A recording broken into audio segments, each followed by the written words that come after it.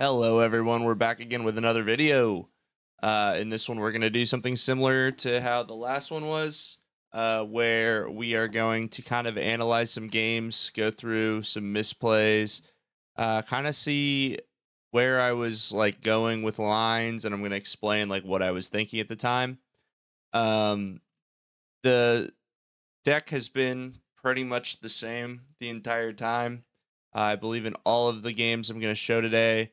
I didn't change the list. Our regular 60 again has 60 reacts. We have the sink belows and the reduces. And then for the sideboard, everything comes in against Guardian, obviously, because we don't want to fatigue. The chains are primarily for Brute. The Looming Dune specifically is for Guardians, and then the rest of like the rune chants are for Guardians. Oblivion, I'm not sure if we'll see any Oblivion plays today, but Oblivion is really slept on. I feel like a lot of people don't really recognize that getting 6 damage for free a turn is good, as weird as that sounds. Because people kind of assume, well, it can die. I'm not too concerned about it, but even if it dies, that was 6 damage we were able to put out if we attacked with it, and then it doesn't burn our rune chance, so we can continue stacking, and it eats a full attack. So honestly, Oblivion is like a huge player, and I think that honestly I probably should be running it into more games. I think I'm gonna start trying that out more, maybe running it into like Kasai or something, because that eating that attack can be really big, because they will either need the go again and it'll eat their full turn, or they'll have to have a lot of pumps for it. All right, so without further ado, we're gonna get into the games, and I'll try to find some that were a little bit different than last time, so we have a little bit more of a sample size. All right. So this first one is kind of a short one. There was something specific that I kind of wanted to explain why I did certain things. So I thought that this might help. Here, again, it's a Guardian, so I'm going to go Nebula Blade. I'm going to put in everything. Betsy's a little different, because I feel like Betsy doesn't fatigue too often. But it depends again a lot on like how they play. So they, I believe, got first. So we're kind of in the position where we're just going to block out and then hopefully get a good setup for the next turn. Oblivion in the opening hand feels bad. They immediately passed and put a Thunderquake in Arsenal, which is good for us, because that means that they didn't have any sort of like actually good play. However, it gets our reduce stuck in our hand for that in that instance. However, we're just going to Arsenal it. We're going to banish a Widespread Destruction, because we want the threat of the Arsenal hate. So they played a Money Where Your Mouth Is. Actually, they played 2 Money Where Your Mouth Is, and then they played a Boulder Drop with Overpower. Or no, they didn't have the Overpower. They're 1 short. So 2 gold wagering, coming in for 11. The on hit isn't crazy relevant to us, or the crush, but we're not really concerned anyway because we have the double D reacts. So now I'm looking at this like I can put the Deathly Wail and banish. I'm thinking I'm going to probably just beseech, pay the life, and then send Deathly Wail, Arsenal Mauve Skies. The reason for this is because it'll just set up my turn for the my rune chance for the next turn. They get an additional gold off of the test of strength, but we're hitting them for 5. And then we'll just Arsenal pass. I think I was confused here where they got the extra gold, and then I realized that they had played 2 Money Where Your Mouth Is.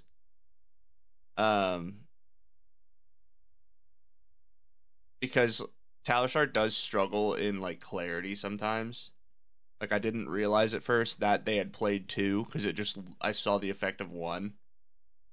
And then they're pitching to break a gold. So they're kind of fishing for something.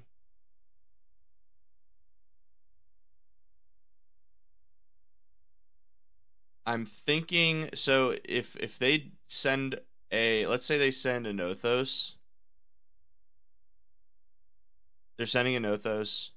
I'm just going to sink because they are probably going to dominate it, or I guess overpower it. Well, so no. So I can block and then sink. Taking a while to do this. Oh, pint of strong and stout. A Nothos for 6. Overpower. Yep, overpower, wagering, all of the stuff. We can block. I think I would want to block with the blue Deathly Whale. Sink below. And then I will sink probably the Phantom. I was checking the rune chance to make sure that I can play Death Whale, and I drew another Deathly Whale. So now I get the Might and Vigor. I'm going to banish the Deathly Whale. So this is interesting. So this is where I kind of wanted to explain. So I've noticed that they haven't played the card in Arsenal yet because it's expensive. I could play the Mauve Skies Deathly Whale, and then if it hits, Widespread, but I'm not sure I want to. Because if this is stuck in Arsenal, I don't really want to give it to them. So see, they're letting the Mauve Skies hit, and this is kind of where I realized they're letting the Mauve Skies hit because they want me to send the Deathly Whale, or the Widespread Destruction, because they want to get this card out of Arsenal. So instead of doing that, this was kind of me being like, wait a minute, why did they let that hit? And then I realized I can just send the Nebula Blade instead. It'll deal the 3 for the rune chance, and they'll block it out, but the card is still in Arsenal. I'm going to be able to Arsenal a card, which I don't plan on playing, but if they attack, I can just Crown to get it out, and I'll still have the additional card. So I'm just kind of holding this as a threat. The Widespread Destruction is a threat of the Arsenal. And again, they did not do anything with it. So I'm just going to get rid of my Arsenal. And we get a reduce. I think I'm considering playing the reduce here.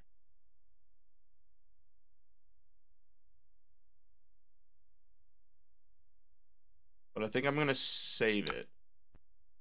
So what I want to do is I just want to put the Widespread Annihilation in Banish. And then I want, actually, pass. So, okay, so that was, they kind of realized that when I passed, that they weren't going to have an Arsenal the entire game. And I think that's where the concede came from.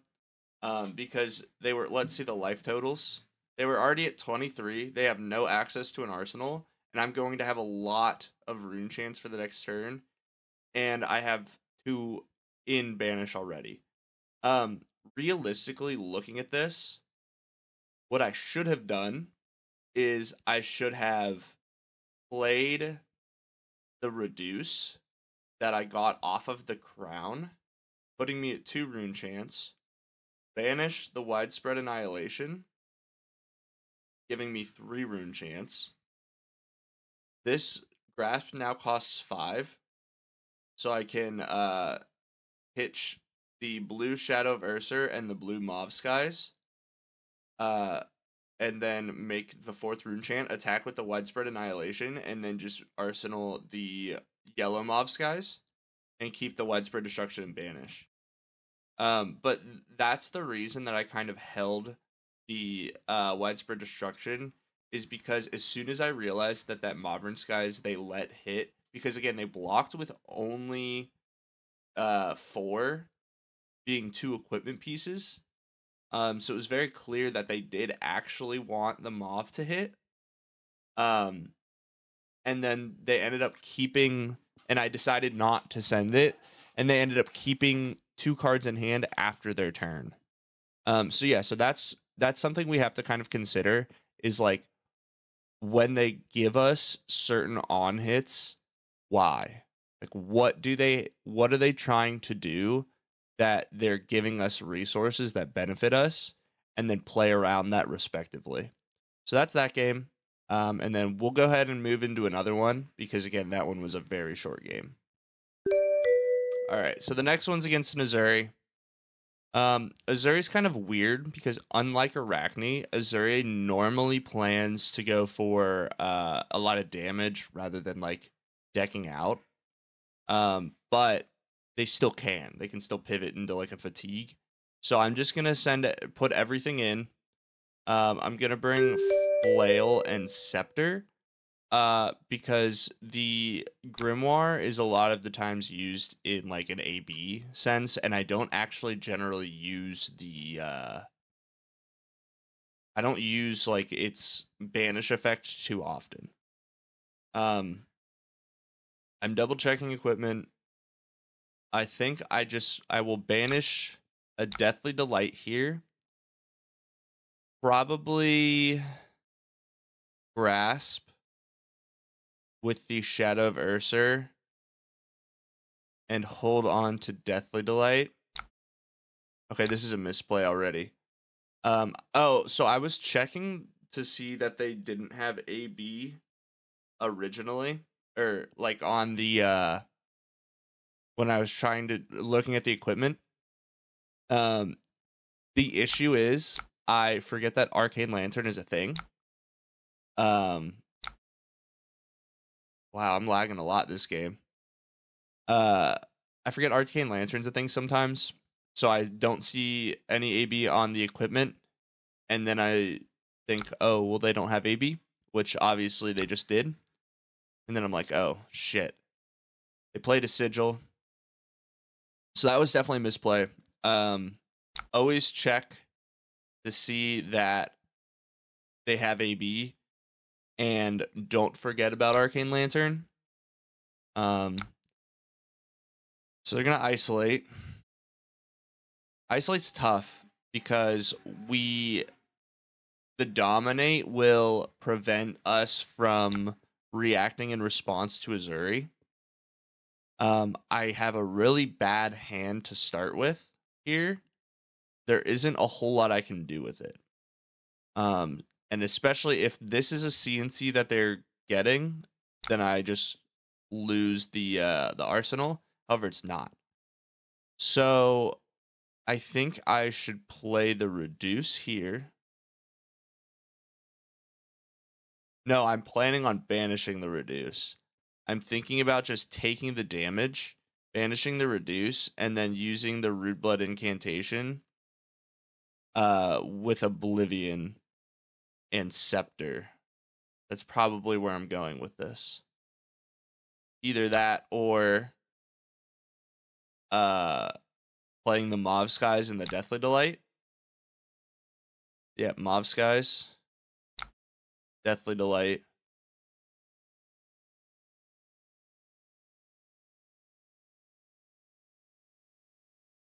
I mean, I could just save the Oblivion for the Blood Rot and then Arsenal the Incantation. That is another option. However, I'm not sure why they undid. They didn't. Oh, they just chose not to block. From blocking with mask. Probably have a D-react. Yep. But they already took damage, so I am going to gain life.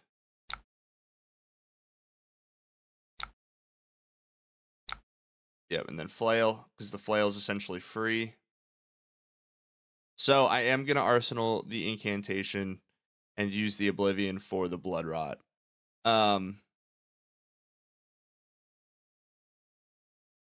The reason I feel like I didn't do the reduce, like play the reduce, and I just took the extra 4, is because then I would have to either banish the incantation or the Oblivion. And frankly, I don't want to banish the Oblivion. I'd rather just pitch it and have it in the deck and take the 4 damage. That's where I was thinking. I'm not sure if that was the right play, but that's where I was going with it. They're undoing a lot of stuff, apparently. Okay. Yep, so they're going to nerf Scalpel, and then they're going to play the Already Dead. They can react with the Whisperers giving this go again, which isn't probably very relevant. However, then they still get the oh wait, no, this is the on hit. I'm thinking of the one where you have to do the reaction. So yeah, so this one is just gonna come in. You're trying to get non-attacks. I'm going to banish a Deathly Wail. And then I'm just probably going to pitch the Revel. Yeah, pitch the Revel for the incantation. I think the correct play here was Tunic instead. Oh, and I'm trying to undo. That's probably what I probably realized. Yeah. So I realized Tunic instead, and then Arsenal that. Next turn, I'm guaranteed to get the Deathly Wail if I have 1 card in hand after this turn.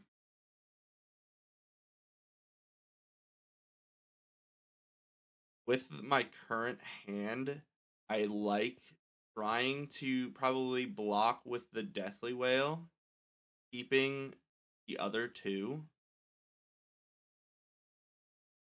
Or, I mean, I could realistically block either the Deathly Wail or the Deathly Delight. I want to block with one of those. Oof. So what are you going to get? Death Touch. Discarding a Leave No. So they pitched a Leave No and discarded a Leave No. I feel like that's wrong. I'm not an Uzuri player, but that doesn't seem correct to me. But I mean, a Death Touch is good. So, but I guess if they have another Codex, now they have a Leave No in this card anyway. I don't really want to deal with this. I'm going to I should probably get rid of the Deathly Wail. Yep. And I get a red Deathly Wail. So I'm going to probably banish the red Deathly Wail. And then that'll put me at 3 rune chance. I'll pitch the Widespread Ruin into the Sonata Galaxia. Yep. And then probably get the Blessing of the Occult.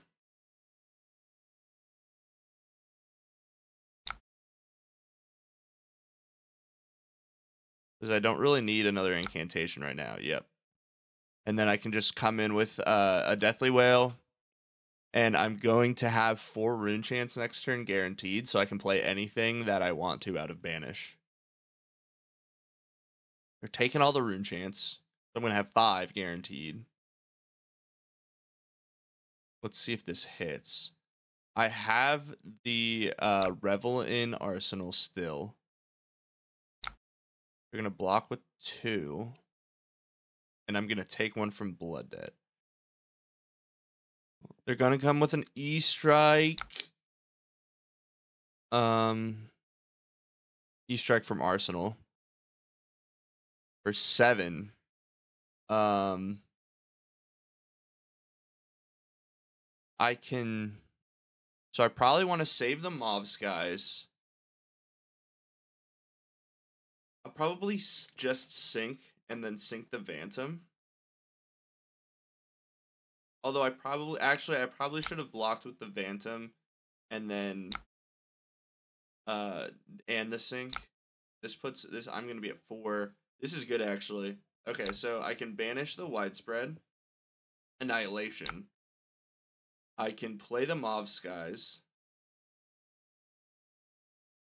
And then I can attack with the Deathly Whale. And then I can Revel if they don't let this hit into the Widespread Annihilation. So this is kind of like weird. I don't particularly like how this setup works, because no matter what, as long as I'm playing the Revel, I need to break the chain. So I'm kind of like wasting a rune chant off of this Deathly Whale, because I don't need it. It's not setting up for a turn. And then the Widespread Annihilation isn't going to get a card out of their hand anyway. So realistically, I probably should have banished the Destruction. So that was probably another misplay, because they're losing their hand either way. Like, they're going to block with this. So it probably would have been better to get the Arsenal that you obviously can't block with unless it's a D-react. Because, yeah, so they just pitch the Death Touch. So, yeah, this comes in for damage, but it could also come in for damage and then take their Arsenal. So that was a misplay for sure. And but on the flip side, I would then be arsenaling a Widespread Annihilation. I definitely don't want to do.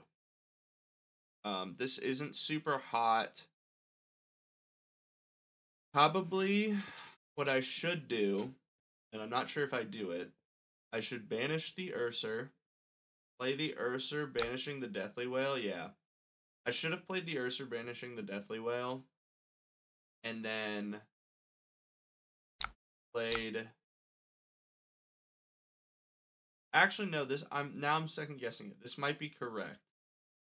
Because I'm not getting a counter on creepers, so I can use creepers later on. I'm trying to get their arsenal, and then I'm going to get sink below into my arsenal. I probably should tunic creepers into read the runes anyway. I don't think it's bad to do this. Block 6. And the arsenal was a sigil anyway.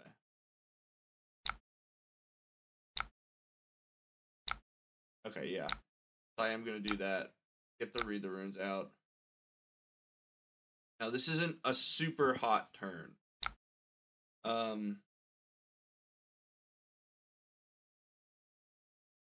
It's just the top card. Honestly, I kind of want them to hit another attack. So I'm going to let it hit. Oh, wait, no, I'm going to block it. I'm going to block with the sink. I'm probably going to sink an incantation because I don't need to. Probably what I should have done is I probably should have just sunk, taken the 1 damage, and then let them hit. Deathly Delay.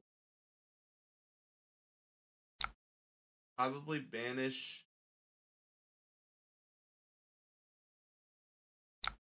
Yeah, the bounding, because I can Mauve Skies to the Deathly Whale, and then just come in with the bounding hell of it. And then I will close with a rune chant if either of them have done damage.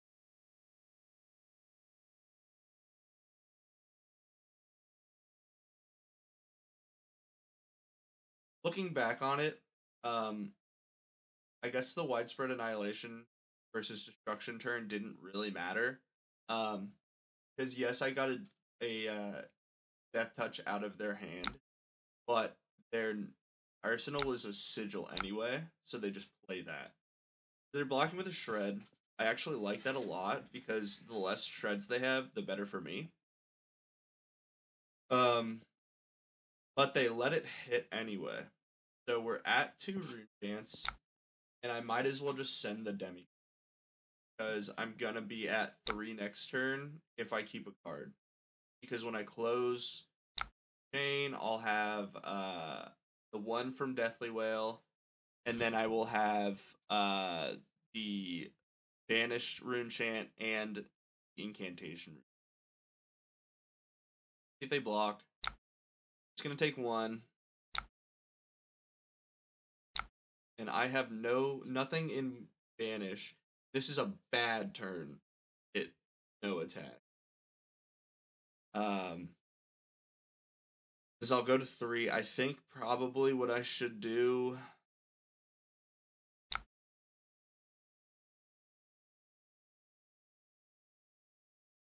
Probably just sink below. Oh wait, that's right. I can't because CNC.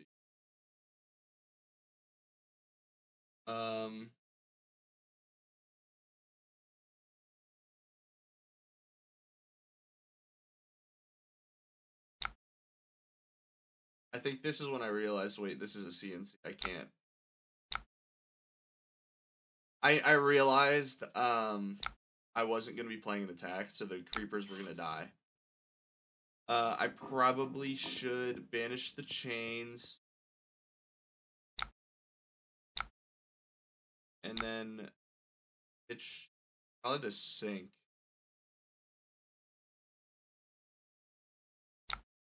Yep. Another incantation, and then I'll just play the chains out. Arsenal the Shadow Puppet. Because we don't want the sink below when we have chains out. Because again, as I mentioned in that video I was talking about the RTN, if you sink below, it is a draw. So you will get hit by chains. It'll banish the card that you would draw, which in some cases can be good if you know what's on the top and you know, like, I want this in banish, like if it's a blood debt card or a rune gate card. However, if it's not, then kind of like screwed. They're gonna shake down. They don't have a shred, or they have 1 shred in this card. I think. Yeah, so in my mind, I was like, oh, well, they can't react because they probably don't have a shred. And then I forgot about the Whisperers. And then they ended up choosing 1.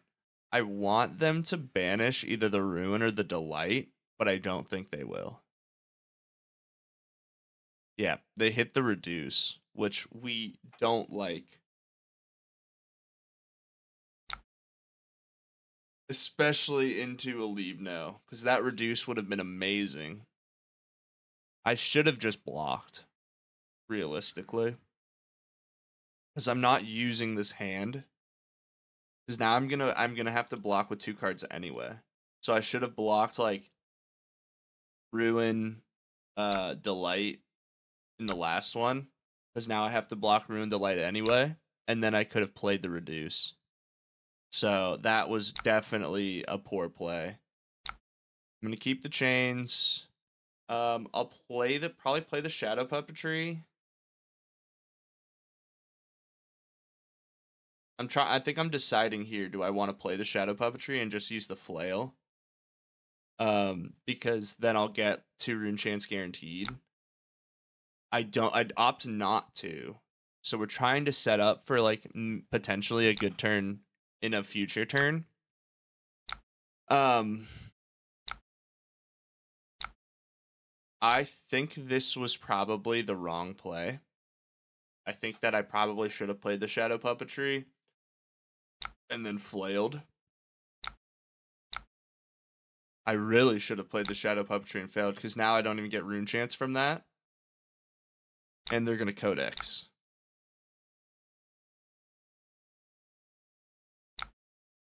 And then they're going to Death Touch.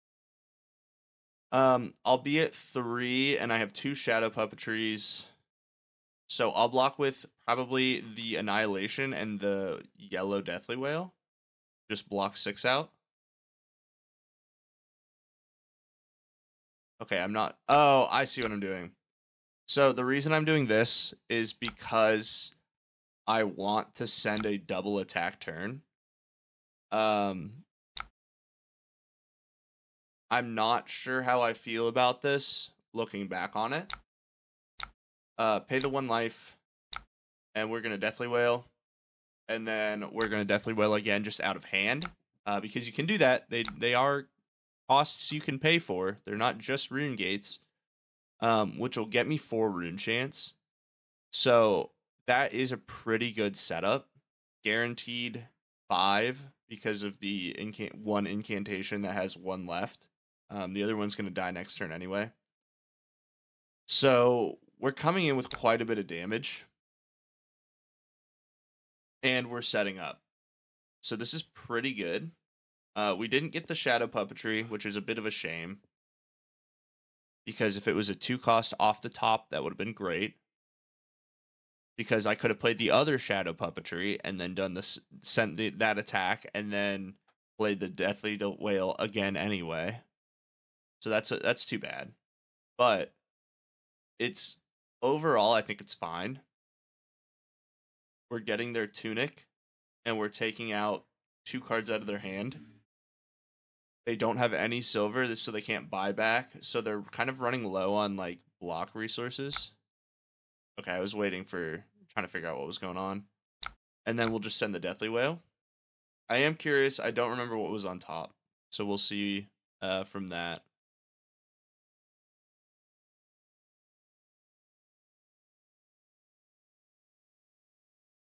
Now, whether or not they block, I'm getting 2 rune chance off of this Deathly Whale, so I'm getting 4, no matter what.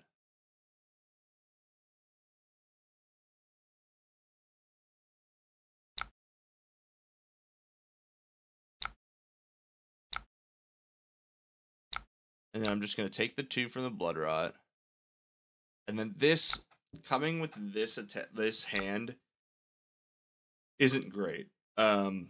Because I want like a heavy rune gate, like I want like an Annihilation, and I don't have it. Obviously, they're probably gonna Uzuri. I'm hoping it's not a CNC.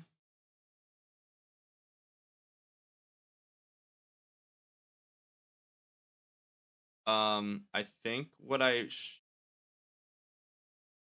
so this is awkward because I can envelop. I think I do this incorrectly. I shouldn't do this. I should block with the envelop. Yeah, let's see what happens. Yeah, it's a CNC. So what I should have done is blocked with the envelop instead. Keep the Mauve Skies, because so what I'm doing here is I'm playing the envelop just so it's a rune chant and a non-attack action, so I'll be able to play the bounding, but I'll lose the +3 because the +3 is only for rune gates.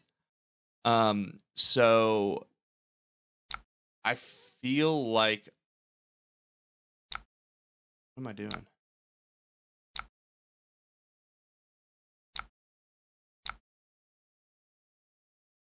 I'm not sure why I did that. I think I just wanted the rune chant on the bounding instead. But realistically, I don't think it matters. And they have a lot more life than I do. It's coming with 6 rune chants, or 7 rune chants. Yeah, so the correct play would have been, I feel like, block with the envelop, keep the Mauve Skies, because then I can Shadow of Ursa the bounding, like banish the bounding, play the Mauve Skies, and then I'll get 2 rune chants if they let that hit, and then I'll be able to swing with Flail because they're getting super low. So they block with 1 here, probably.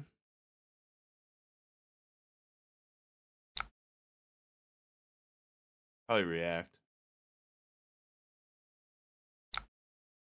Yeah. Sigil, so they're going to go to 3.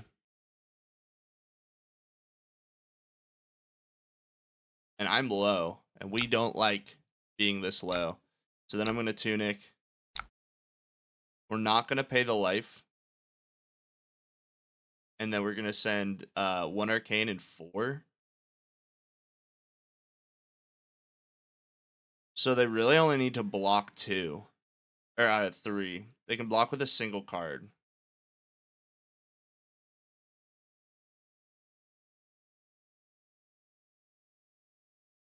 Or they'll block with the Flick Knives. That's fine. That is beneficial to me because I have to be wary about being at like 2. So they're gonna get 5 and go again. So if I'm at 2 and I try to like pay a life to like make 1 unpreventable, get an effect or something, then it puts me at a risk because they can just Flick Knives. They can attack and then Flick Knives the next turn, and I'll just die.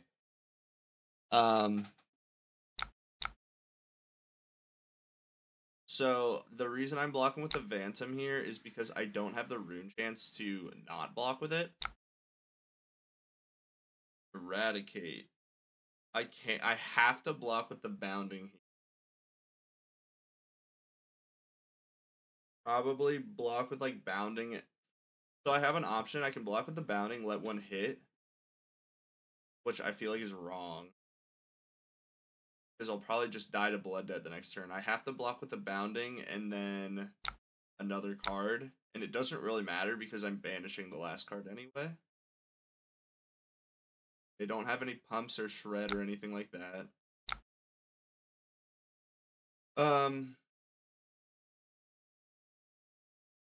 Honestly, I think I should have attacked with Flail. Because it guarantees 2 cards out of their hand.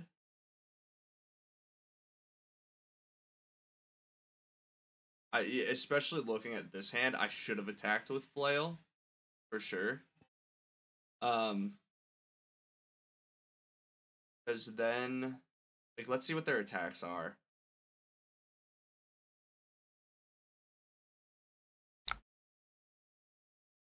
They're going to backstab. And we're going to have to, like, severely overblock this. I'm deciding to block with everything because if they have, like, a 6 power that they can throw at me, and I don't really need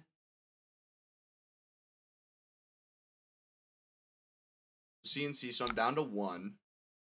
So for instance, like, the CNC wouldn't have hit if I had just sent the Flail. I wouldn't have this Phantom Wraith powered up, or the ability to send the Phantom Wraith with the Rune Gate, unless I kept the Urser, because then I can use Grasp. But I really do think that probably would have changed the game if I had decided to Flail instead. Because again, they don't have Flick Knives anymore. I can go down to 1 and not just die.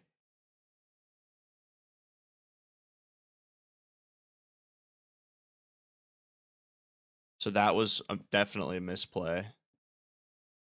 In those kind of scenarios, you want to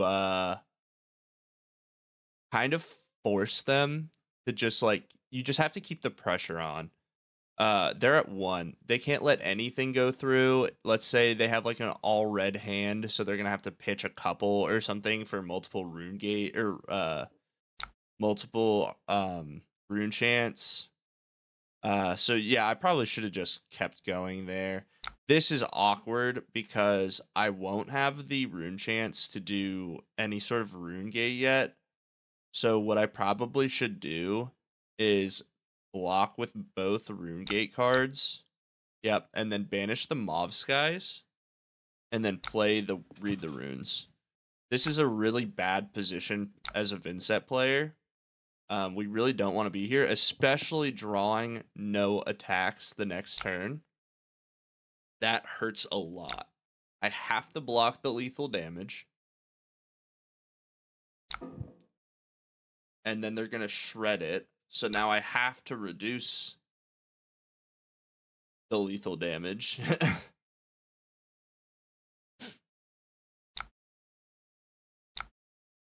And then isolate. So this is just game right here. If they have anything that they can switch it into.